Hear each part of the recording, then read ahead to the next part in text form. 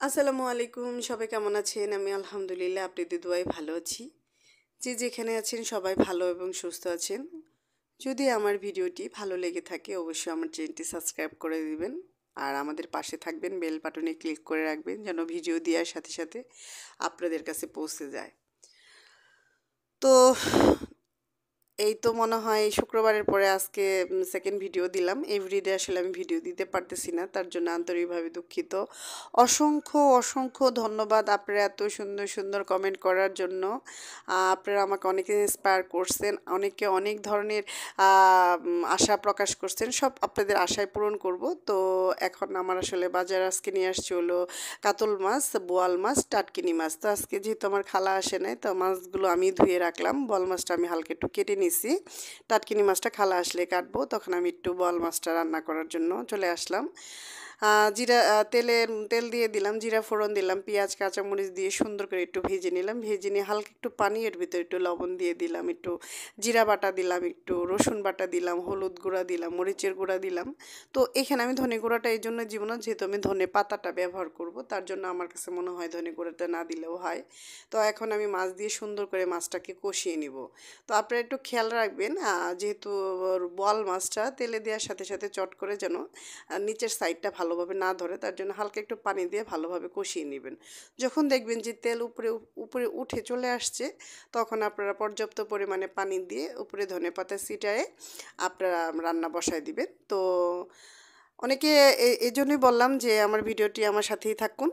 অনেকে বলছেন যে আপা, আপনি আপনি ঘোরাফেরার ভিডিওগুলো দিবেন, অমুক ভিডিও দিবেন। হ্যাঁ, আমি জানি যে একঘেয়েমি লাগতেছে, শুধু রান্না বাড়া দিচ্ছি, অনেকে অনেক ভিডিও দেখতে চাচ্ছেন না।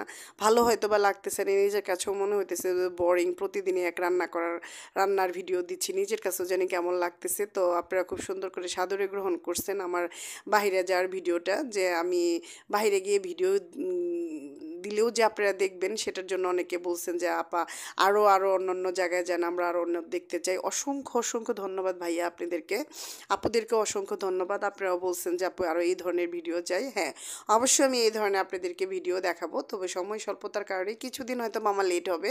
তবে আমি চেষ্টা করব এখন থেকে ভ্রমণের ভিডিওগুলো দেওয়ার জন্য, খাওয়ার ভিডিওগুলো দেওয়ার জন্য, যেন আপনারা দেখে একটু ভালো লাগে, যে সবসময় একঘেয়েমি দেখতে ভালো লাগে না। তার জন্য অসংখ্য ধন্যবাদ। অবশ্যই বেশি বেশি কমেন্ট করবেন, আপনাদের কমেন্ট আমাকে অনেক ইন্সপায়ার করে, আমি অনেক খুশি হই, হ্যাপি হই।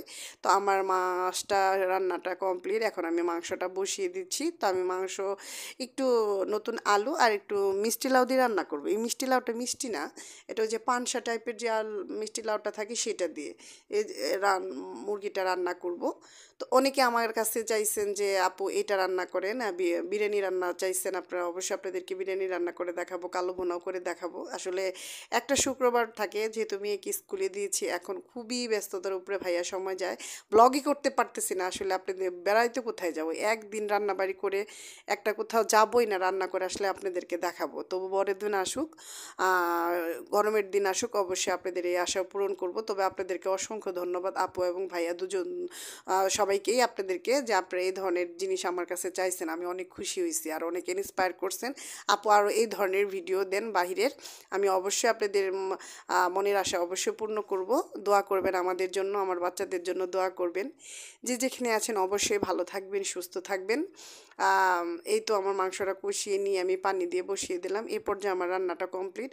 তো যদি আমার ভিডিওটি ভালো লেগে থাকে অবশ্যই আমার চ্যানেলটি সাবস্ক্রাইব করে দিবেন আর আমাদের পাশে থাকবেন। সবাই ভালো থাকবেন, সুস্থ থাকবেন, আমাদের জন্য বেশি বেশি দোয়া করবেন। আল্লাহ হাফেজ।